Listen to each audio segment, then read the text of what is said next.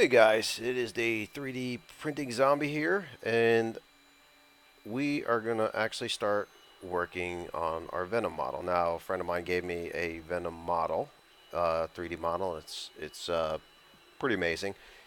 When he gave it to me, it came straight out of ZBrush, and it was a sculpture. And you had Venom, who's you know I think it was measured out to be printed at about, I don't know, would you say that was about a foot.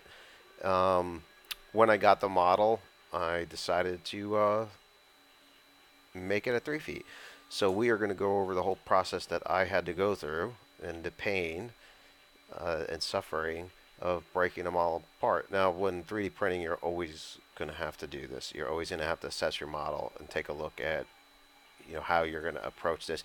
In my case, I have the 2D 3D printers, and one of the print volumes for the Monoprice Ultimate is it is 200 millimeters by 200 millimeters by 175. So it's pretty generally a box. And then the QIDI X Pro is 150 millimeters by 150 and 230. So that's more of a rectangle. So I try and accommodate both, and they both have different settings. So I'm not going to try and get into the complications of all the different settings unless I feel it's necessary.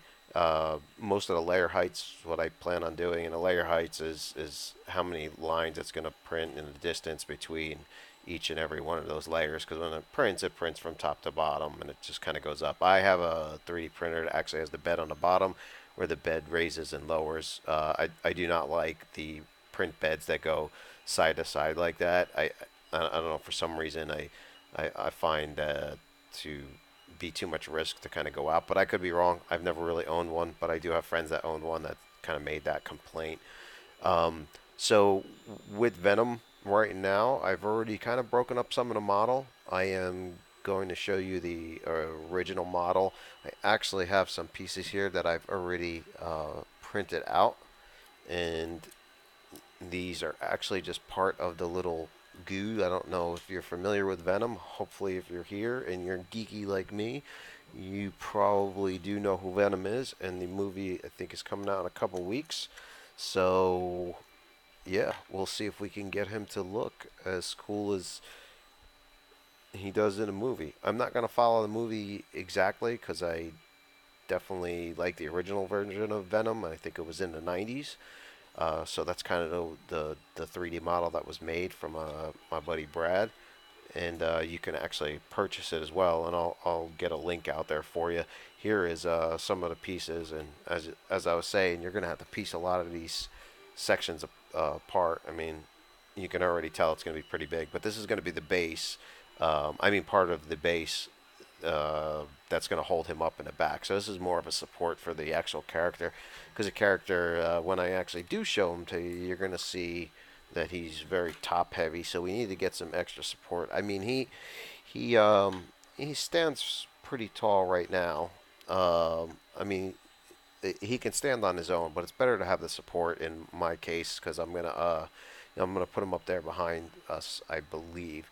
So actually, before I kind of get started into all of it, into Venom itself, I want to kind of show you some of the models that are there. I got into this with the sideshow models, and that's what kind of got me into the 3D printing.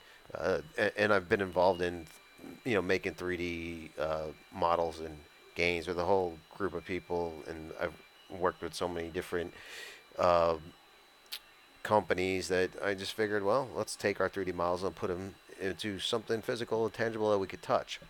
So there you can see the Daredevil up there, and I will show you my 3D Predator bust, and that is all 3D printed, so that is pretty cool. It was a lot of fun to actually work on, and I will get into some of the sections on that on another video.